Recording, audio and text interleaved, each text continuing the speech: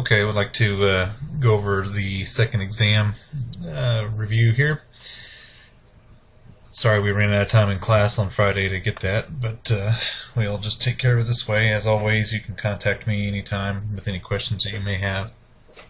This review is designed to give you an idea of what to expect on the test. It is by no means all-inclusive. You should review all the lectures and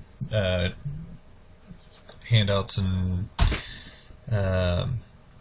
textbook that you regarding over the subject matter that's on the syllabus. First of all, we're going to start over with the flight physiology.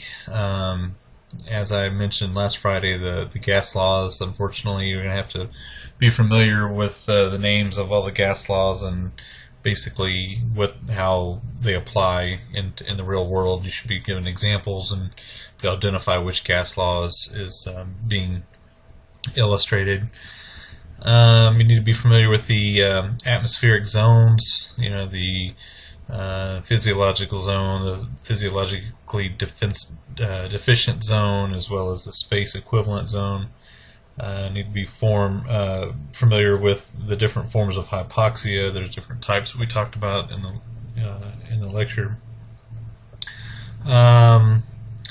Also with flight phys, we did talk a little bit, but it was a little bit unclear, I think. But for the most part, because of the gravitational forces associated with primarily fixed-wing aircraft, we always load the patient with a head toward the rear of the aircraft, unless it is a CVA patient, in which case we would load their head in a forward position and also sit them up in a semi-Fowler's fashion. Going over flight safety and just some of the flight aviation environment or overview, understand what the role of the FAA is, as well as the NTSB. Be familiar with safety program in general. We talked about the safety consciousness attitude, how that permeates through everything. Different types of flight environment, VFR versus IFR flight environments. Need to be familiar with the pre-flight procedures and why we do them, what we're looking for, some of our LZ preferences. You need to be familiar with the different aircraft parts and components. Also, one thing that I don't think we talked about when we're actually communicating with air traffic control, a lot of times when we actually have a patient on board or we're responding to a scene, you may hear the term used by the pilot claiming lifeguard status, and what that does is it communicates to the air traffic control agency to go ahead and give us preferential routing through airspace and give us priority over the other aircraft. Be familiar with time of useful consciousness in the setting of rapid decompression. There are certain, you need to have an idea based on altitudes what the approximate time of useful consciousness is, and what factors help contribute to that, because it's always a range, and some people can tolerate some things better than others, and so there's factors that may be involved with a particular patient, such as smoking and exercise and things like that, that can contribute to that time of use of consciousness. Moving on to some of the neuro stuff in the medical side.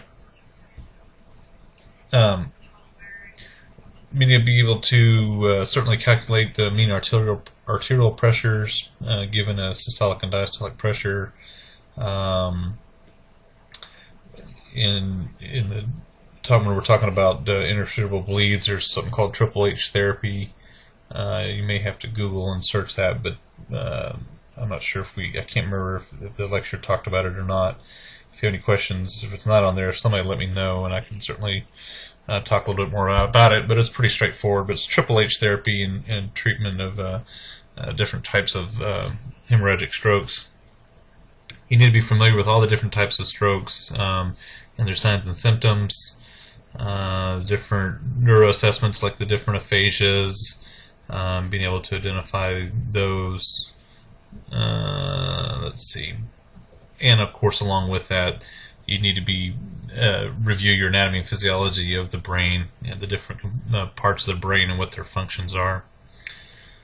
moving into some of the abdominal stuff and GI bleeds. You need to be familiar with great Cullen signs and great Turner signs.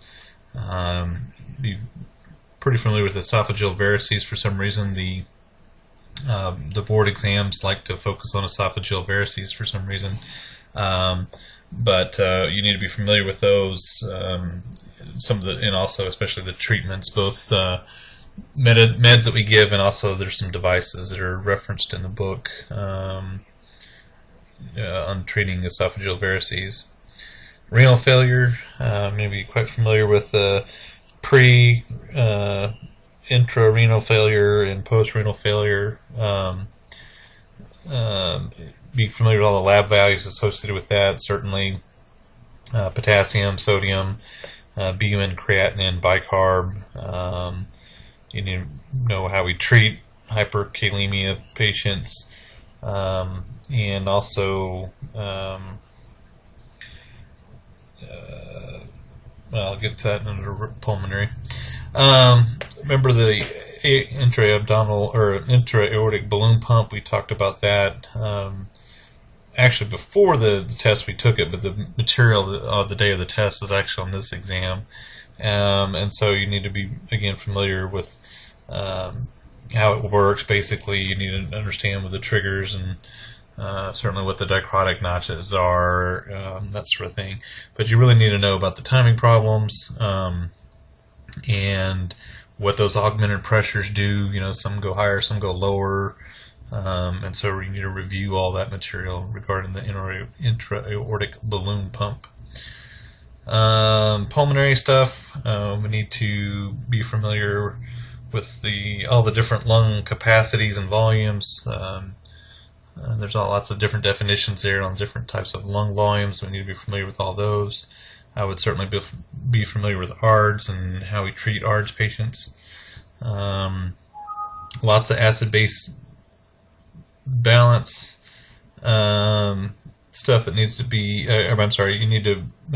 You'll be given several acid-base balance ABG interpretations and be able to determine what the patient's suffering from. And we also need to be familiar how the body regulates itself based on differences in the acid-base situations. Basically, how the body does certain things, increase respiratory as opposed to do some renal buffering and all those systems.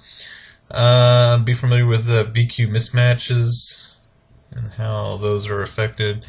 More specifically on metabolic acidosis patients, there's a mnemonic, MedPiles, that's used to help give you potential causes for metabolic acidosis. You need to be familiar with that as well. Alright, as always, the exam will be 100 questions, multiple choice. Again, I'm expecting it to be on computer at this time.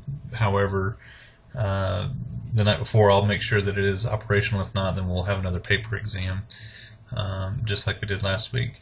Otherwise, I'll see y'all at 9 o'clock in classroom.